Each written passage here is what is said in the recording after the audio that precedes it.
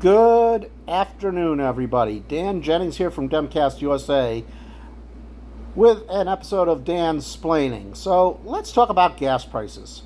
All right, because all weekend the Republicans have been pushing this notion of, hey, your hamburgers might only be, 20 cents, but your gas is $4 a gallon and you won't be able to afford to go on vacation or any of that. So let's talk about this. First off, I want to point out the hypocrisy.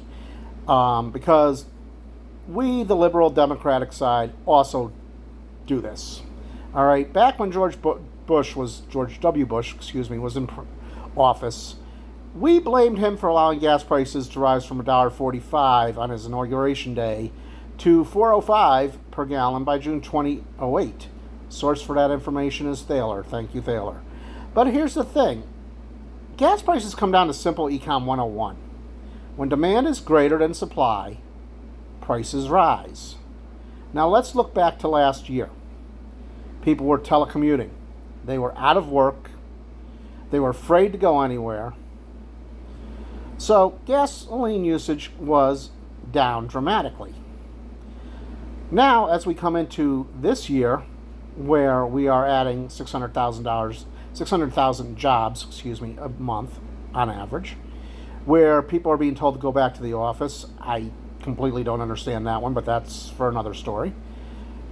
And people are getting out on vacations and such. Just look around the country. It's harder than ever to find a rental car. They're renting U-Hauls in Hawaii, for crying out loud, because they can't find rental cars. So demand is skyrocketing. So of course gas prices will go up. Now, here's the other thing. We have a lack, for whatever reason, of truck drivers who are certified to drive the type of vehicle to transport fuel. So that, in turn, is going to lower the amount of supply, which in turn is going to cause prices to rise as demand will then become more obvious. All right, so those are two things. All right, then May 2021, when the Colonial Pipeline system, which moved about 45% of the East Coast fuel, got shut down because of hackers, that increased gas prices and fuel shortages in some eastern states. Hell, we saw people filling up plastic garbage bags with gasoline, didn't we? So that didn't help any. So, now the question becomes, can the president do anything about this? Yes and no. The president could order increases in oil production. We only control about 4% of the oil reserves in the world. So even if we doubled our current capacity, it wouldn't make much of a dent. It would also take a number of years to assemble the infrastructure needed to make that type of production increase, meaning short-term oil prices and gasoline prices would not be affected. All right, so the only way the president can quickly boost the supply to lower gasoline prices is by tapping the Strategic Petroleum Reserve. All right, but do we really want to do that? The last time we did that was in 2011. President Obama released 30 million barrels in response to crises in Libya and Yemen. President Bush also hit the reserves after Hurricane Katrina, but this only temporarily lowered gas prices by about 10 to 15%. And experts agree these reserves should only be used for emergencies, not for temporary gas price relief.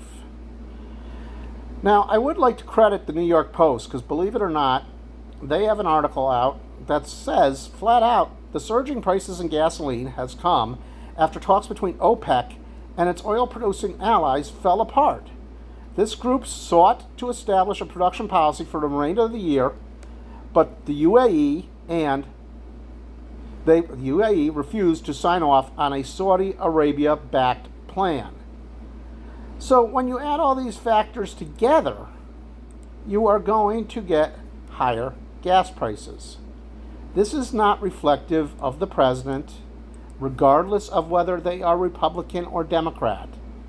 This is simply Economics 101, and people need to calm down and stop drinking the Kool-Aid being pushed out by the Republican Party, Fox News, OAN, Newsmax, and QAnon Bobert and do some research and realize economics 101.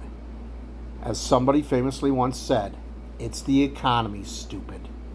And as the economy opens up, so does consumer confidence, and so prices go up. Historically, this has been true, and it will continue to be true in the future. For the Blue Wave Report and Demcast USA, I'm Dan Jennings, wishing you a good day.